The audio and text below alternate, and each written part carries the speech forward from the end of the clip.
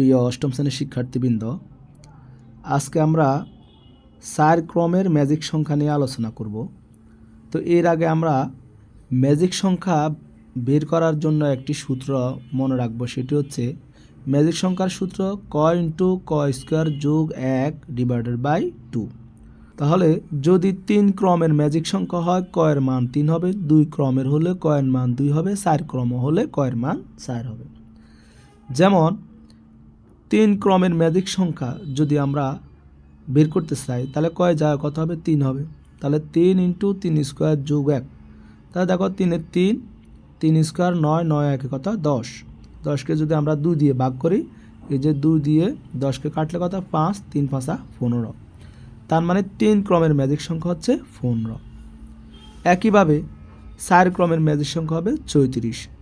তোমরা যদি এই সূত্র বসাও, কয় জায়গায় 4 বসাও, 4 ইন্টু 4 স্কোয়ার যোগ 1 ডিভাইডেড বাই 2, দেখবা যে রেজাল্ট 34 পেয়ে যাবে। এখন আসো, আজকের মূল টপিক বা মূল আলোচনার বিষয় হচ্ছে 4 ক্রমের ম্যাজিক বর্গ গঠন। অনেক সময় দেখবে যে পরীক্ষা প্রশ্ন আসে 4 ক্রমের ম্যাজিক বর্গ গঠন করো।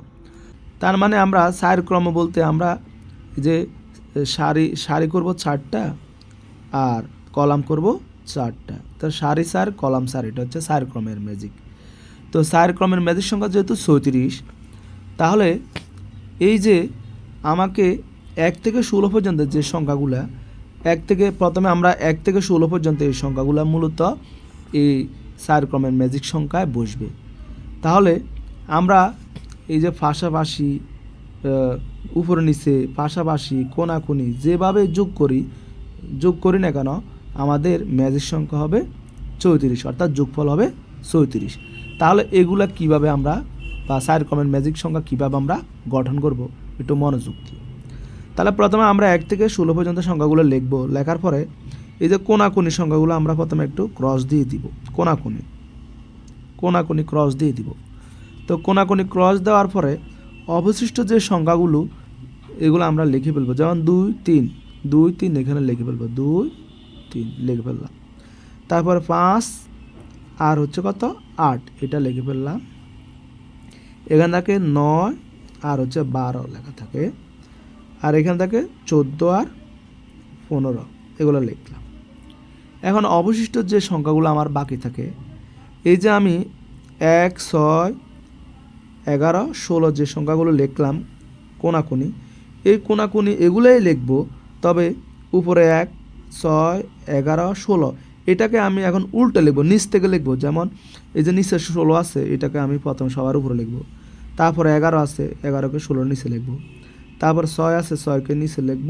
তারপরে 1 আছে, অর্থাৎ এখানে 1 থেকে 1 6 11 16, আর আমরা উল্টে লিখব 16 11 6 1।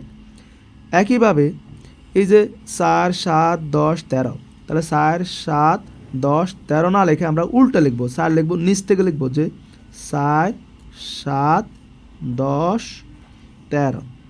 এগুলা বসানোর ফলে তুমি আবার দেখো পাশাপাশি, উপরে নিচে, কোনাকুনি যেভাবে যোগ করো না কেন, যোগফল 34 হচ্ছে।